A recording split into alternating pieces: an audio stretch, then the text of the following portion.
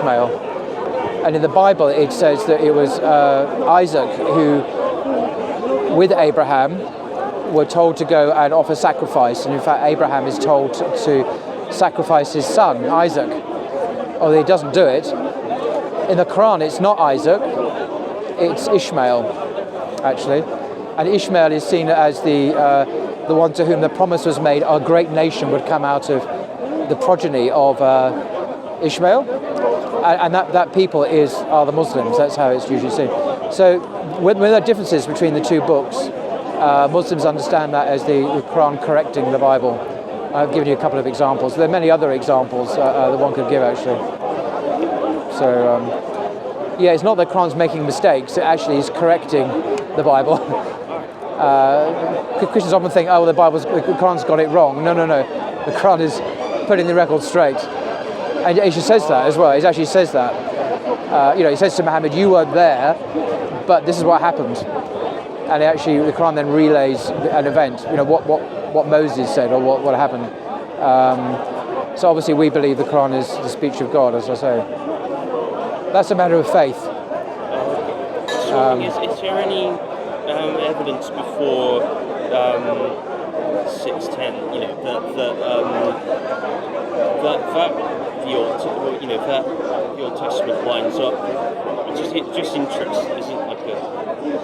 Well, it's interesting. As I mentioned earlier on, I tweeted about this a few days ago. There's an article in the Times of Israel, it's the contemporary newspaper, reporting that many or most, I forget the exact word, Orthodox rabbis accept that the Torah has been corrupted. And they would suggest that at the time of Ezra was about 500 BC, when actual textual changes to the Torah were made. So it's a widely held belief by Orthodox rabbis. Not by Orthodox, I mean the people who are traditional Jewish rabbis, not liberals or whatever, modernists or whatever. So many Jewish rabbis accept that the Torah has been changed. I recommend that article because it's a friendly article written by a Jewish publication about rabbis.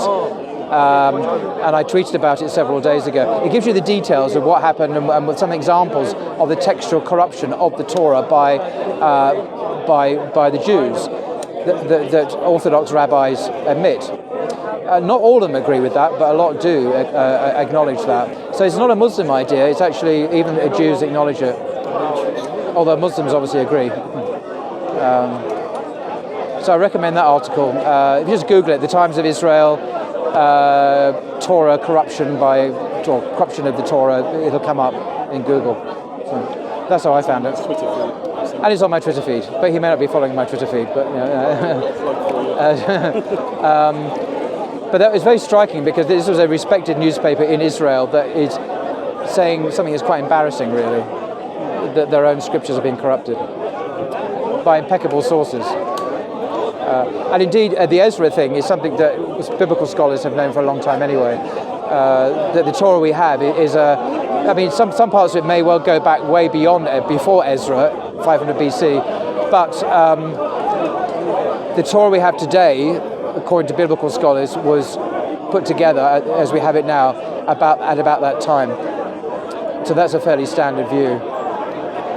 So do we have the original Torah? No, but we may have parts of it, or even most of it. I don't know how much. I don't know the percentage. Difficult question. Yeah. What's your name, bro? Joseph. Nice to meet you, Joseph. Oh, Yusuf. If you ever became a Muslim, you'd be called Yusuf. Okay, salam. Can I take these off now?